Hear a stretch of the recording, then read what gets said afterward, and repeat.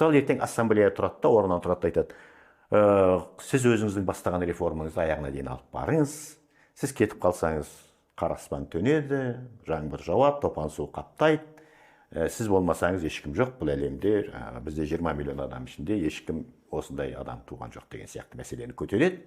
Және халық оның әр жағында ойбай дұрыс екен, мынау тамаша адам ғой деп қол қояды.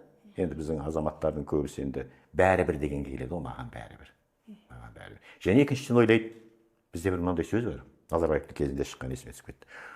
Назарбаев бәрін тонап алды ғой. Келесі келсе, ол одан да көп тонайды. Сондықтан мынау өзі байды, енді тоқтады ғой, осы бола берсін деген сөздерді естідік біз. Осы байығаннан кейін. Олар түсінбейді да, адамның көзі тоймайды. Өзі тойса да көзі тоймайды. Анау ақша өзіне жетерлік деп қанағат деген сөз болмайды да. Сондықтан билік те дәл сол сияқты. Билікке келген адамның биліктен кетуі.